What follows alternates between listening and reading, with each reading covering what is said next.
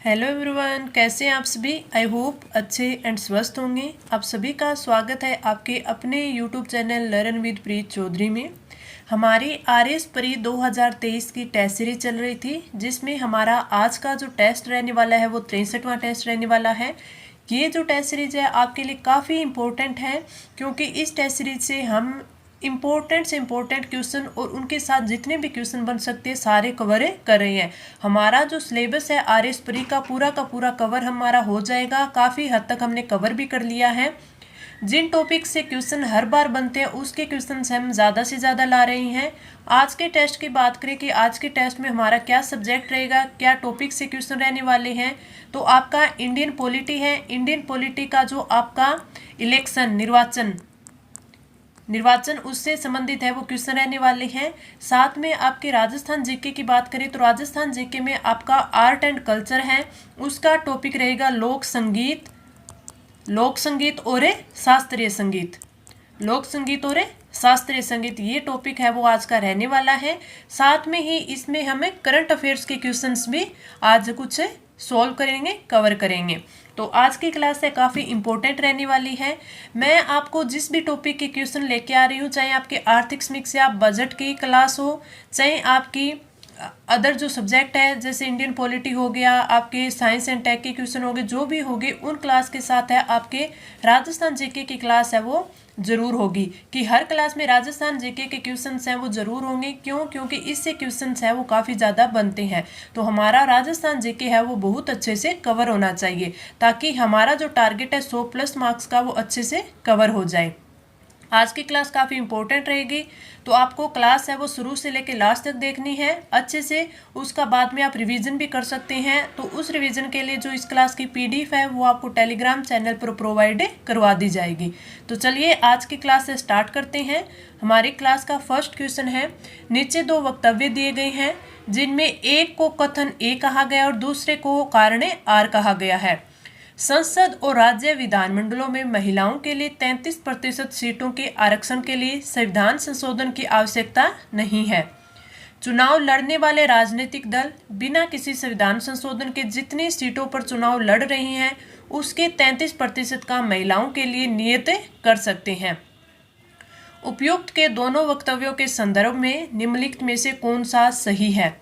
तो इसमें अगर हम बात करें कि संसद और राज्य विधानमंडलों में महिलाओं के 33% सीटों के आरक्षण के लिए संविधान संशोधन की आवश्यकता नहीं है, तो आपका जो कथन ए दिया हुआ है वो गलत दिया हुआ है। कथन ए तो गलत दिया हुआ है, लेकिन जो आपका कारण है आर वो सही दिया गया है। तो इसमें आपका जो हो जाएगा कि आपका ए गलत है और आर सही है, तो राइट आंसर हो जाएगा ऑप्शन डी। आगे बढ़े, अगला क्वेश्चन।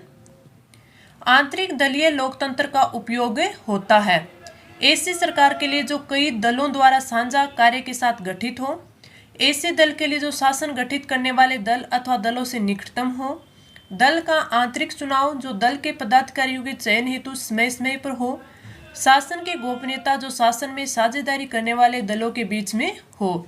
तो जो राइट आंसर होगा वो होगा आपका ऑप्शन सी।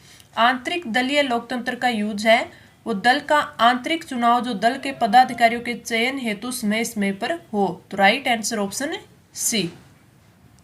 आगे बढ़ते हैं, हमारा अगला क्वेश्चन।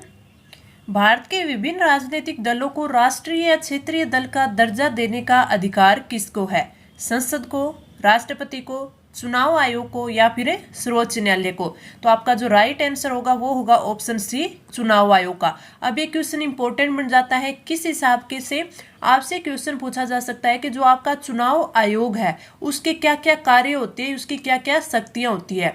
तो भारत के जो राष्ट्रपति और उपराष्ट्रपति होते हैं तथा संसद होती है और राज्य विधानमंडल होते हैं, उनके सदस्यों के जो चुनाव होते हैं वो कौन करवाता है? चुनाव आयोग यानी निर्वाचन आयोग करवाता है।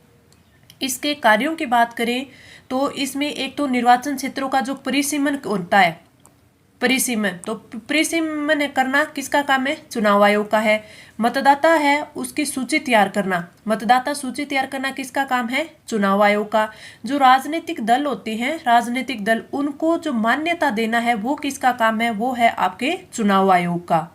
इसके अलावा और क्या काम करता है? जैसे राजनीतिक दल होते हैं उनको जो चुनाव चिन्ह होता है, चुनाव चिन्ह, चुनाव चिन्ह भी कौन प्रदान करता है? निर्वाचन आयोग करता है। साथ में निर्वाचन का संचालन करना, निर्वाचन का संचालन करना भी इसका कार्य होता है।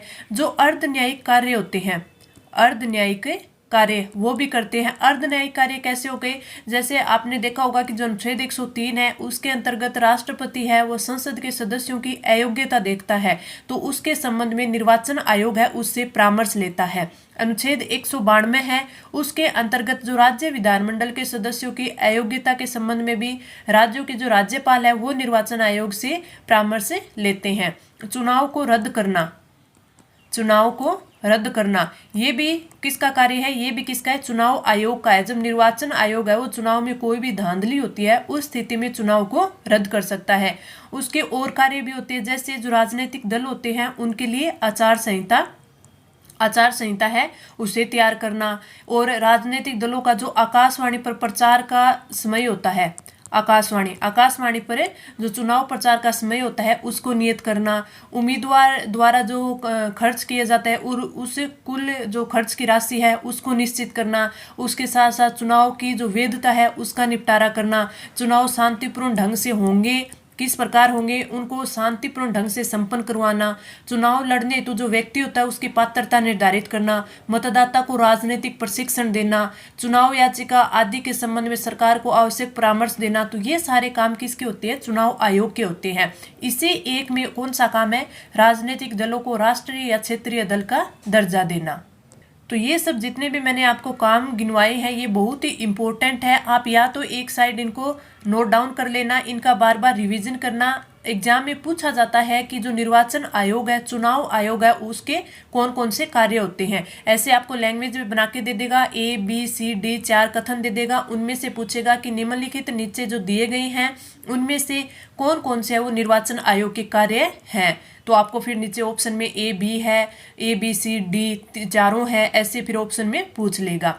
जो अब अगर हम बात करें कि राजनीतिक दलों को राष्ट्रीय क्षेत्रीय दल का दर्जा देने का अधिकार है वो किस प्रकार है, कि जो निर्वाचन आयोग है वो किस प्रकार देता है, तो निर्वाचन आयोग जो जन प्रतिनिधित्व अधिनियम है, कौन सा अधिनियम? 1951 का अधिनियम, उसकी जो धारा है कौन सी? 19A, उसके तहत है वो राष्ट्रीय दलों को मान्यता देता है। उसके तहत जो राजनीतिक दल होते हैं उनको राज्य स्तरीय यानी क्षेत्रीय और राष्ट्रीय दल के रूप में मान्यता देता है। इसकी जो जो कंडीशन होती है वो मैं आगे आपको क्वेश्चन में समझा दूंगी। तो इस क्वेश्चन का राइट आंसर हो गया ऑप्शन C। वेरी इंपॉर्टेंट था क्वेश्चन। आगे बढ़ते हैं, अगला क्वेश्चन। भारत के राजनीतिक दलों के संबंध में निम्नलिखित कथनों पर विचार कीजिए। जन प्रतिनिधित्व अधिनियम 1951 है वो राजनीतिक दलों के पंजीकरण का प्रावधान करता है। राजनीतिक दलों का पंजीकरण निर्वाचन आयोग करता है। राष्ट्रीय स्तर का राजनीतिक दल वह है जिसे लोकसभा में 3 विभिन्न राज्यों से 2% सीटें का अर्थ होता है 11 सीटें प्राप्त हो। इन कथनों में से कौन से कथन है वो सही दे रखे हैं? तो इस क्वेश्चन का जो राइट आंसर होगा वो होगा ऑप्शन D। 1, 2 और 3 तीनों के तीनों कथन है इन्होंने बिल्कुल सही दिए हैं। अभी मैंने जो आपको पीछे बात की थी कि राजनीतिक दलों को जो मान्यता देता है वो कौन देता है? चुनाव आयोग देता है। किस पर? जो जन प्रतिनिधित्व अधिनियम 1951 है उसकी धारा 19A के तहत है वो देता है। इसमें जो राज्य स्तरीय दल होते हैं, राज्य स्तरीय दल, उनके लिए अलग मान्यता है, और जो राष्ट्रीय दल होते हैं, राष्ट्रीय दल होते हैं उनके लिए अलग मान्यता है। अब अगला बात क्या बोले? राजनीतिक दलों का पंजीकरण निर्वाचन आयोग करता है। बिल्कुल सही है। राष्ट्रीय स्तर का राजनीतिक दल होगा जिसमें लोकसभा में 3 विभिन्न राज्यों में 2% सीटें या फिर 11 सीटें हैं वो प्राप्त हुई हो। तो ये भी इनकी बिल्कुल सही है। तो तीनों के तीनों कथन है बिल्कुल सही है। अब हम बात ही कर रहे हैं तो राष्ट्रीय स्तर की मैं पूरी आपको कंडीशनें बता देती हूँ कि जो राष्ट्रीय दल की मान्यता प्राप्त करने के लिए किसी भी राजनीतिक दल को है वो क्या क्या चीजें चाहिए। तो इन्हें लोकसभा या फिर राज्य की जो विधानसभा होती है, लोकसभा या राज्य की जो विधानसभा होती है, विधानसभा के जो पिछले आम चुनाव होते हैं उनमें 4 या फिर अधिक राज्यों में कुल जो वैध मत होते हैं, जो डाले गए वैध मत होते हैं उनका 6% है उनको प्राप्त होता है। ठीक है। तो लोकसभा या विधानसभा के जो राज्यों की विधानसभा है उनके पिछले आम चुनाव में 4 या अधिक राज्यों में वैध मतों का 6% प्राप्त करने के साथ किसी भी राज्य या राज्यों में लोकसभा की कम से कम है वो 4 सीटों पर उनकी विजय होनी चाहिए, यानी 4 सीटें उन्होंने जीत रखी हो। एक कंडीशन तो होती है ये, अगर ये वो फुलफिल नहीं करते तो दूसरी होती है या दूसरी कंडीशन क्या होती है कि लोकसभा में उन्हें कम से कम 2% सीटें 2% सीटें, यानी कि जो लोकसभा की टोटल सीटें कितनी है 543 है, तो उन 543 सीटों में से 11 सीटें हैं उन्हें प्राप्त की हो, और ये कितने 3 राज्यों में होगी, किंतु ये सीटें कम से कम 3 राज्यों में जीती गई होनी चाहिए। तो दूसरी कंडीशन है ये है। और अगर ये भी नहीं करता है तो तीसरी कंडीशन ये है कि अथवा उसे कम से कम 4 राज्यों में राज्य स्तरीय जो क्षेत्रीय दल का दर्जा है उसकी मान्यता उसे प्राप्त हो। तो इन तीनों में से कोई सी भी अगर एक है वो फुलफिल करता है कंडीशन, तो उसी राष्ट्रीय दल की मान्यता है वो प्राप्त हो जाती है। तो मैंने आपको तीनों अच्छे से बता दी है, आप चाहे तो आपका नोट डाउन कर सकते हैं और फिर अनका रिविजन कर सकते हैं। थोड़ा सा कंफ्यूजन पैदा करने वाली होगी, लेकिन आप 1-2 बार इसे समझ कर देखेंगे, पढ़ेंगे अच्छे से, फिर आपको ये याद हो जाएगी। तो इसमें तीनों कथन सही है, तो राइट आंसर हो जाएगा ऑप्शन डी। आगे बढ़ते हैं अपना अगला क्वेश्चन। लोकसभा के अध्यक्ष द्वारा आधिकारिक तौर पर एक राजनीतिक दल अथवा राजनीतिक दलों के गठबंधन को विपक्ष की मान्यता देने हेतु कम से कम होने चाहिए कितने सदस्य होने चाहिए? 50, 55, 80 या फिर लोकसभा की कुल सदस्यता का 1/3। तो राइट आंसर हो जाएगा ऑप्शन बी, 55 सदस्य है वो होने चाहिए। विपक्ष जो गठबंधन होता है विपक्ष की मान्य है तो कम से कम 55 सदस्य होने चाहिए। Right answer option B. आगे बढ़ते हैं अपना अगला क्वेश्चन। आनुपातिक प्रतिनिधित्व की व्यवस्था निर्वाचन क्रिया प्रणाली के रूप में सुनिश्चित करती है बहुमत के शासन को, सरकार में स्थिरता को, सामान्य राजनीतिक सोच को, अल्पसंख्यकों के प्रतिनिधित्व को। तो जो आपका राइट आंसर होगा वो कौन सा हो जाएगा? राइट आंसर होगा ऑप्शन डी, अल्पसंख्यकों के प्रतिनिधित्व को। Right answer option D. आगे बढ़ते हैं अपना अगला क्वेश्चन। कथन ए दिया हुआ है कि आनुपातिक प्रतिनिधित्व की प्रणाली अल्पसंख्यकों के प्रतिनिधित्व की समस्या का कुछ हद तक समाधान कर सकती है। कथन दिया है, कथन हो गया। कारण दिया हुआ है आनुपातिक प्रतिनिधित्व की प्रणाली नरजातीयता, लिंग हितों और विचारधाराओं पर आधारित सभी प्रकार के समूहों के यथोचित प्रतिनिधित्व को सुलभ बनाती है। तो हमें इसमें बताना है कि कौन सा जो ये कथन और कारण है वो सही है, और सही है तो क्या आपके कथन ए की आर सही से व्याख्या करता है? तो आपका जो राइट आंसर होगा वो होगा ऑप्शन ए। जो कथन ए है कि आनुपातिक प्रतिनिधित्व की प्रणाली अल्पसंख्यकों के प्रतिनिधित्व की समस्या का कुछ हद तक समाधान करती है, बिल्कुल सही है। आपने पिछले क्वेश्चन में भी ये पढ़ा था। आनुपातिक प्रतिनिधित्व की प्रणाली नरजातीयता, लिंग हितों और विचारधाराओं पर आधारित सभी प्रकार के समूहों के यथोचित प्रतिनिधित्व को सुलभ करती है। तो जो कथन ए है उसका कारण आर सही से व्याख्या करता है, तो राइट आंसर हो जाएगा ऑप्शन ए। जब भी आप कथन और कारण के क्वेश्चन करें तो उसमें अगर आपको ये लगे कि हमें पता नहीं चलेगा कि ये कथन है उसका कारण है वो सही से व्याख्या करता है, तो इसमें आप क्या और क्यों ये लगा के देख लीजिए कि कथन जो आपका कथन होता है उसके लिए कारण सही व्याख्या करता है, तो कारण में है ये कारण हो जाएगा कि क्यों करता है, उसका अगर आंसर ये आ रहा है तो आपका वो बिल्कुल सही होगा। तो राइट आंसर ऑप्शन ए। आगे बढ़े। संसद के सदस्य की निर्णयों से संबंधित प्रश्न का विनिश्चय करते समय राष्ट्रपति निम्नलिखित में से किसकी राय प्राप्त करेगा? भारत के मुख्य न्यायाधीश की, भारत के निर्वाचन आयोग की, भारत के महान्यायवादी की और लोकसभा अध्यक्ष की। तो इसका राइट आंसर होगा ऑप्शन बी। अगर आपने थोड़ा सा भी ध्यान से पढ़ा है तो इसका आंसर मैंने पीछे आपको बता भी दिया था, और ये भी बताया था कि इसका जो उल्लेख है वो कहाँ किया गया है। जो आपका निर्वाचन आयोग है उसका जो कार्य है या शक्ति होती है अर्ध न्यायिक इसका कार्य होता है, उसमें इस चीज़ का उल्लेख है, अर्ध न्यायिक कार्य।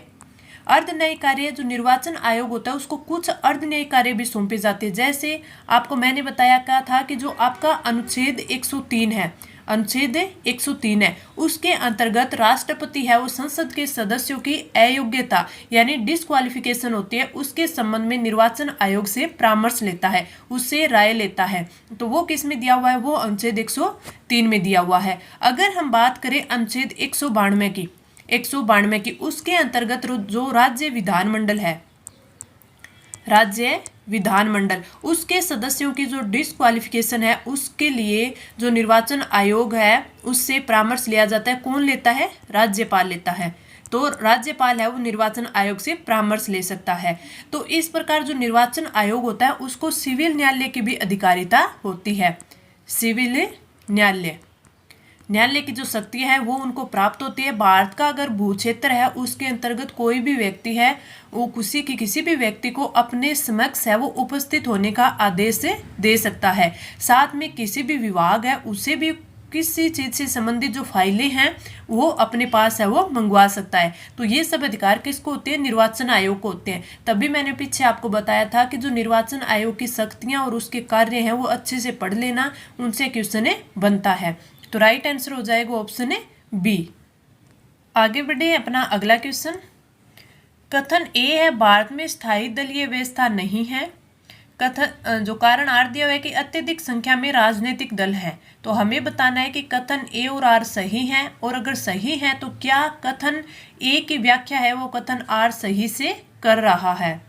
तो इसका राइट आंसर हो जाएगा ऑप्शन बी कि ए तथा आर दोनों सही है, लेकिन आर है वो ए की सही व्याख्या नहीं करता। अब देखिए भारत में स्थायी दलीय व्यवस्था नहीं है, क्यों? क्योंकि अत्यधिक संख्या में राजनीतिक दल है। तो ये तो इसकी कोई भी व्याख्या नहीं हुई, तो यानी ये व्याख्या है वो इसकी नहीं करता। तो राइट आंसर हो जाएगा ऑप्शन बी। आगे बढ़े अपना अगला क्वेश्चन। निम्नलिखित वक्तव्यों पर विचार कीजिए और नीचे दिए गए कोड से सही उत्तर चुनिए। राज्य निर्वाचन आयोग एक संवैधानिक प्राधिकरण है।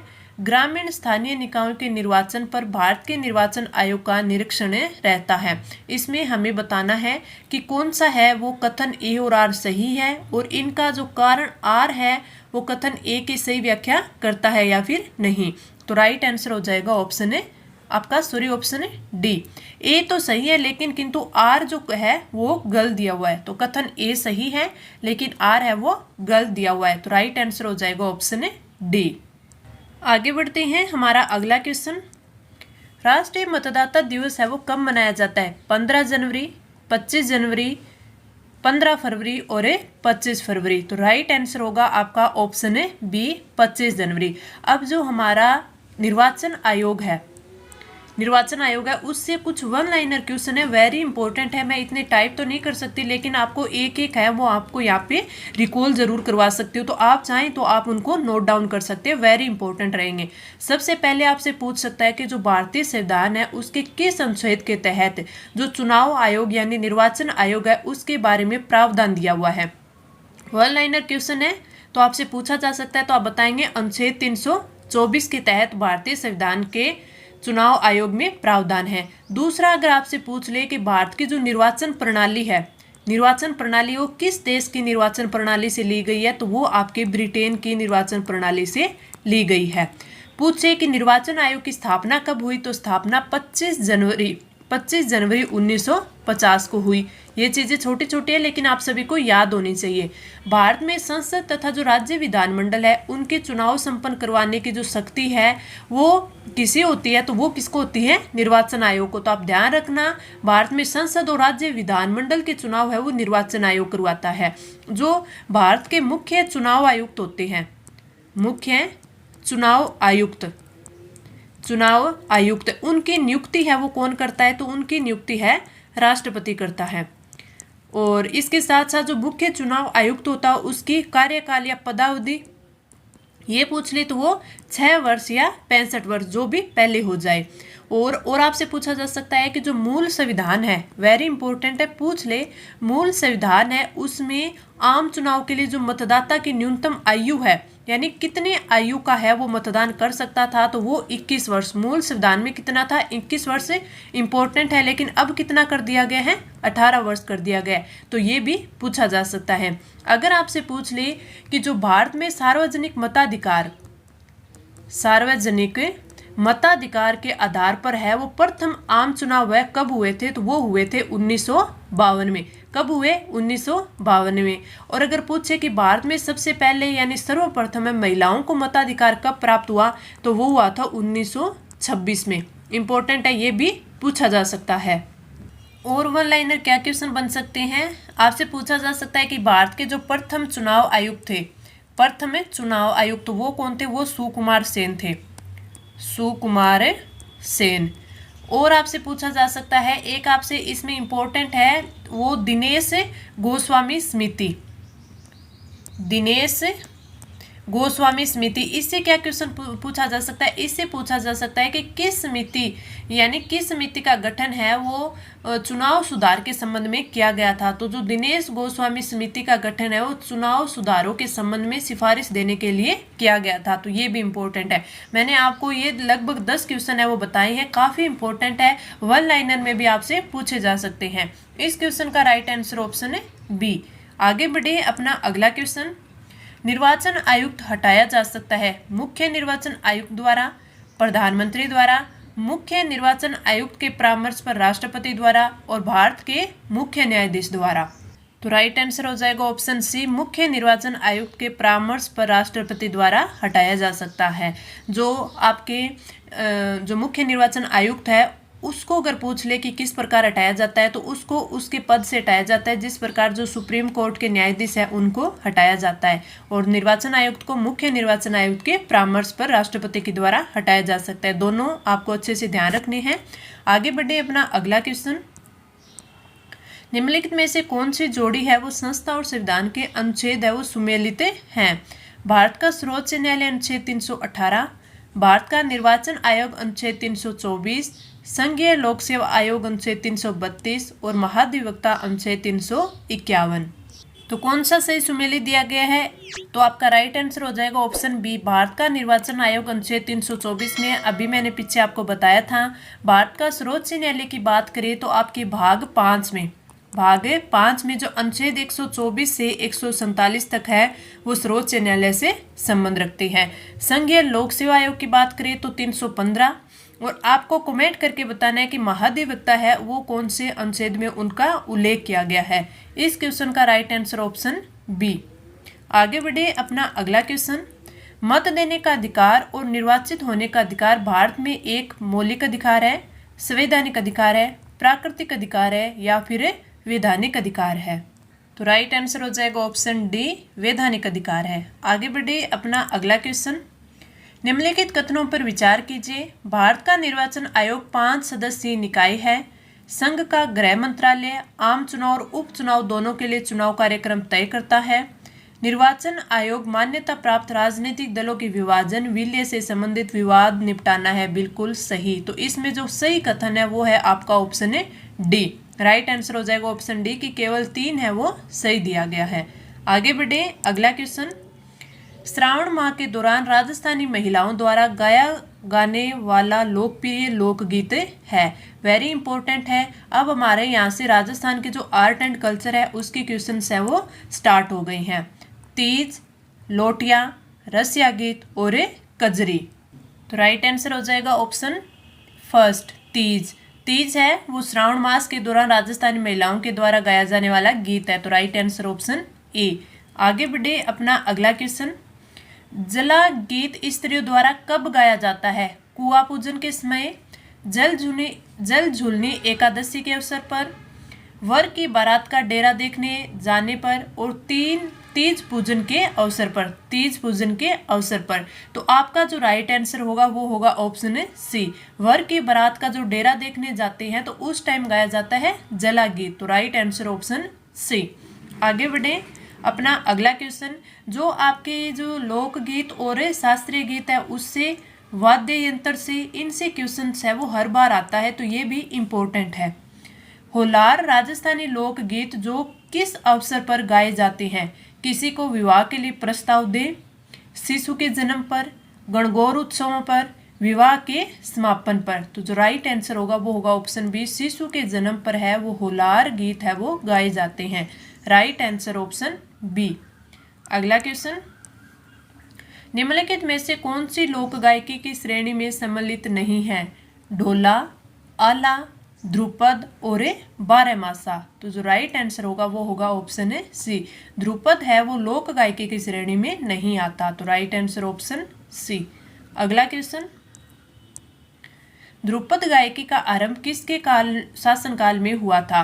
राजा मानसिंह तोमर, मिर्जा राजा जय सिंह, राजा भगवंत दास और उक्त में से कोई नहीं। तो राइट आंसर ऑप्शन ए।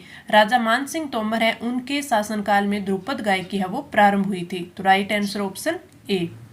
अगला क्वेश्चन, ये जो आपके ये आपके शास्त्रीय गीत संगीत हैं और साथ में आपके लोक संगीत हैं, इनसे क्वेश्चंस है वो वन लाइनर ही बनते हैं, या फिर है आपके ऑप्शन में जैसे आपके 4 कथन दे देंगे और उनमें से पूछ लेंगे 4 कोई संगीत के बारे में, इनके बारे में, या फिर कोई गायकी के बारे में पूछ लेंगे और नीचे दे देंगे कि इनमें से कौन कौन से कथन है वो सही है। तो इसमें कुछ ज़्यादा समझाने वाला नहीं है, इसलिए मैं इसमें है वो सीधे आपके क्वेश्चन ही लेके आई हूँ।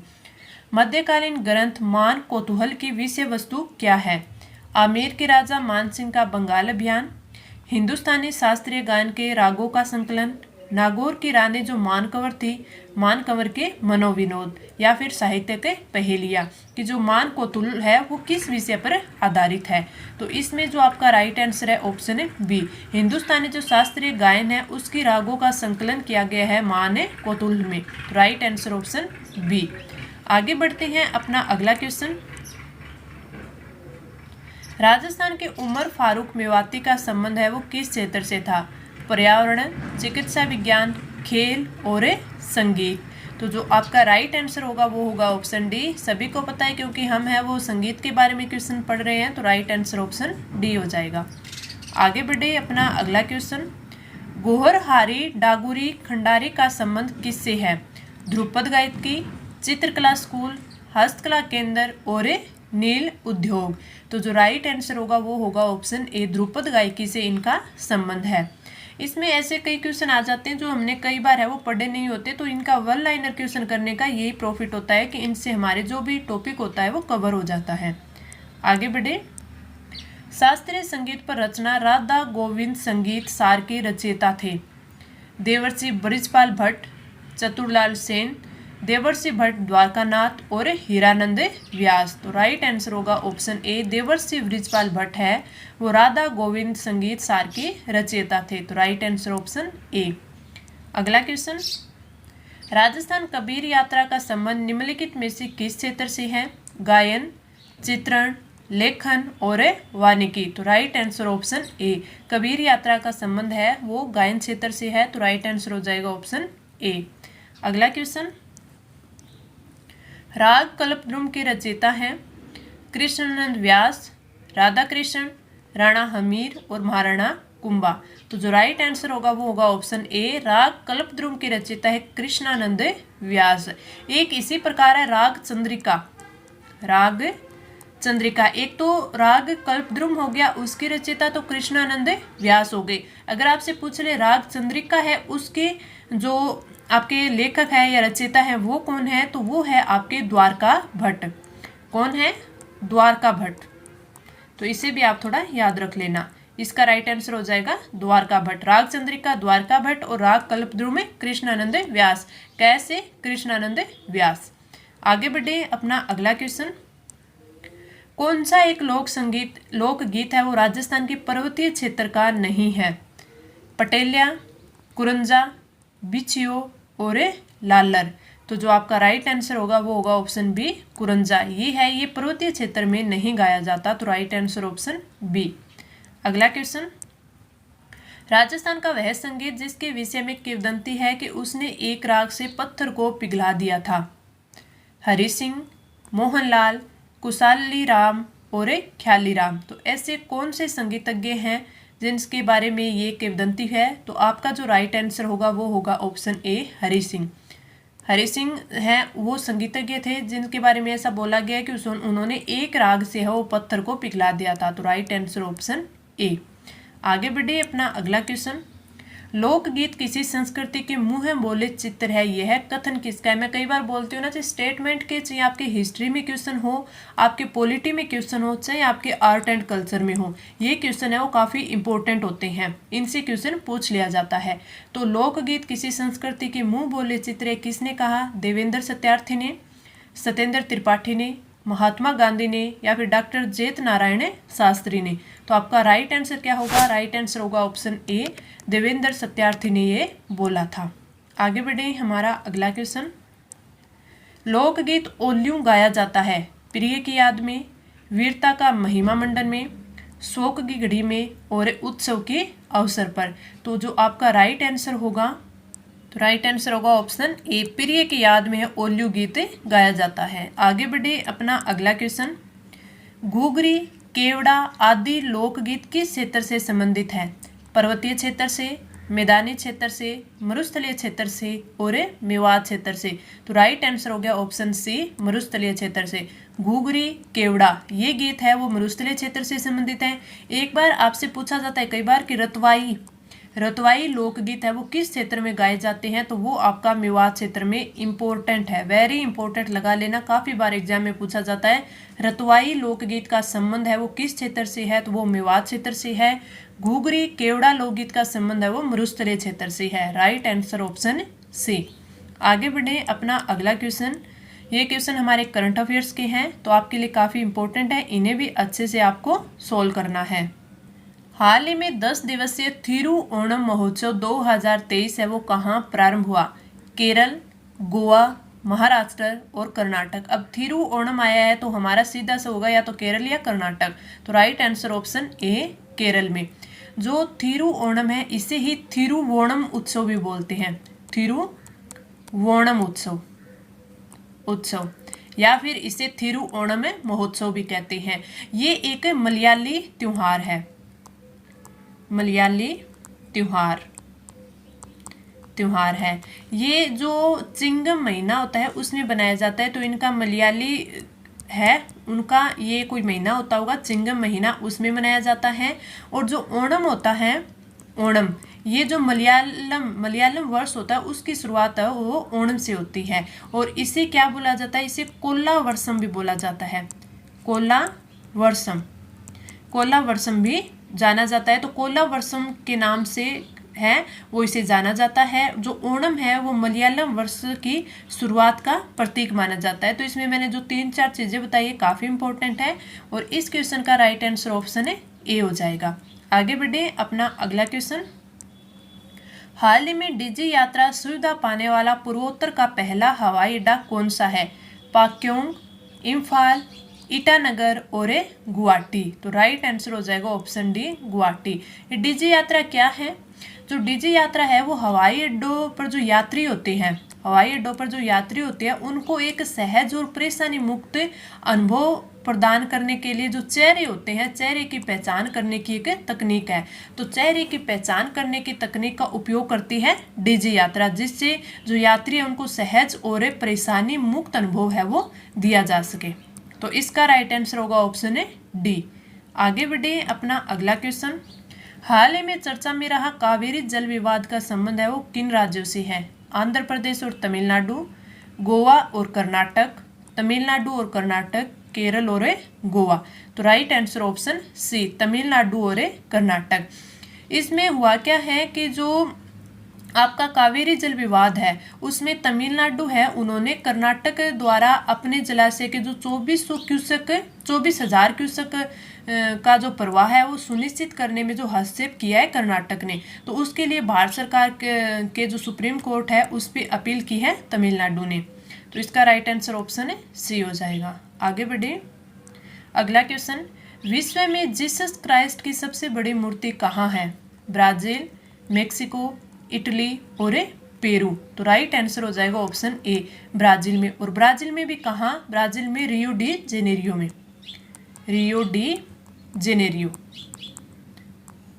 जेनेरियो यहाँ पर ये इस शहर में है वो जीसस क्राइस्ट की सबसे बड़ी मूर्ति है वो स्थापित है। अगर आपसे पूछ ले कि इसकी ऊंचाई, तो इसकी ऊंचाई वो आधार सहित इसकी ऊंचाई है वो लगभग है कितने? 39.6 मीटर। 39.6 मीटर है वो आधार सहित इसकी लगभग ऊंचाई है, इतनी है। और ये प्रतिमा है वो दुनिया की जो सबसे बड़ी आर्ट डेको की शैली की मूर्तिकला है, आर्ट डेको शैली की मूर्तिकला है। तो आपको अगर पूछ ले इसकी ऊंचाई तो आप थोड़ा ये भी ध्यान रखना। और ये सबसे बड़ी मूर्ति है वो रियो डी जेनेरियो में स्थापित है। तो राइट आंसर ऑप्शन ए। आगे बढ़े अपना अगला क्वेश्चन। सार्क के सदस्य देशों में कौन सा देश है वो सम्मिलित नहीं है? श्रीलंका, म्यांमार, मालदीव और अफगानिस्तान। तो आपका राइट आंसर हो जाएगा ऑप्शन बी म्यांमार। अगर आपसे पूछे कि सार्क की स्थापना कब हुई, 8 दिसंबर 1985 को। कहाँ पर हुई? ढाका में। ढाका में जो सार्क चार्टर था, सार्क चार्टर, उस पर हस्ताक्षर करके, सार्क चार्टर पर हस्ताक्षर के साथ है इसकी स्थापना की गई 8 दिसंबर 1985 को। और इसमें सार्क में है वो 8 सदस्य देश हैं। कौन कौन से? अफगानिस्तान, बांग्लादेश, इसके साथ साथ है वो भूटान, भारत, मालदीव, नेपाल, श्रीलंका और पाकिस्तान। तो ये 8 देश है वो सार्क में सम्मिलित हैं, सदस्य देश हैं। इसकी स्थापना 8 दिसंबर 1985 को हुई। इसका राइट आंसर ऑप्शन बी। ये इंपॉर्टेंट मैंने आपको 36 क्वेश्चन करवाए। आपको क्लास कैसी लगी आप कमेंट करके ज़रूर बताना। अच्छी लगी तो लाइक करना, लेकिन अपने फ्रेंड्स के साथ ऐसे ज़रूर शेयर करना ताकि ज़्यादा से ज़्यादा बच्चों को इस क्लास का फ़ायदा मिल सके। चलिए मिलते हैं कल की क्लास में नए कंटेंट के साथ अगले टेस्ट में। तब तक के लिए धन्यवाद।